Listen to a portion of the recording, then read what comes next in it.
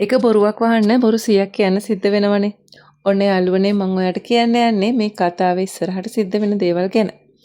ඉතින් ටෙලිසෝන් YouTube නාලිකාවට ඔයාලා හුඟක් ආදරයෙන් පිළිගන්නවා වගේමයි ඔයා මගේ මේ වීඩියෝ එක බලලා එකට කැමති නම් ලයික් එකක් දාලා කමෙන්ට් කරන්න.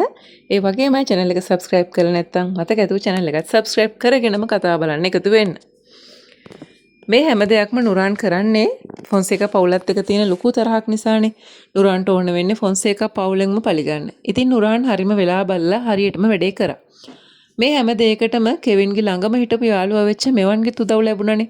ඉතින් දැන් මෙවන්ට ඕන වෙනවා මේ හැම දෙයක්ම निराකරණය කරලා දෙන්න. මොකද මෙවන් දන්නවා ඇත්තටම මෙවන් කරේ මහා කැත වැඩක් කියලා. කෙවින් තරම් හොඳ යාළුවෙක්ට ඒ තරම් වැරද්දක් කරාට පස්සේ තමයි තේරෙන්නේ මෙවන්ට මේ වගේ දෙයක් කරපු එකේ බරපතලකම. ඉතින් මෙවන්ට උමනාව වෙනවා කතාව ඉදිරියේදී මේ හැම දෙයක්ම හරි ගස්සන්න උදව් වෙන්න. ඒ හේතු කාරණාවත් එක්කම තමයි මෙවන් මේ හැම දෙයක්ම පිළිවෙලට හරි ගස්සන්න කතාව ඉස්සරහට ගෙනියන්න ලෑස්ති වෙන්නේ.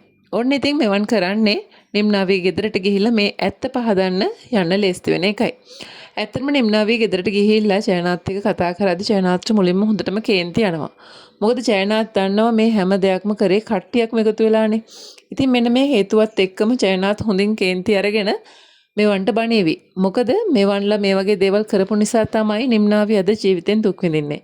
නිම්නාවි හුඟක් ආසාවෙන් ආදරෙන් හිටපු කෙවින් මේ වගේ බොරුවක් කරලා නිම්නාවිගේ රැවට්ටුවෙන් පස්සේ නිම්නාවි වගේම නිම්නාවිගේ අම්මයි තාත්තයි දෙන්නත් හුඟක් අසරණ වුණානේ.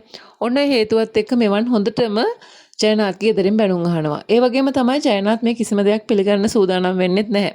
මොකද දැන් ජයනාත්ට ඕන වෙන්නේ මේ හැම දෙයක්ම අතහැරලා දාලා තමන්ගේ දුවත් එක්ක පාඩුවේ ජීවත් වෙන්න.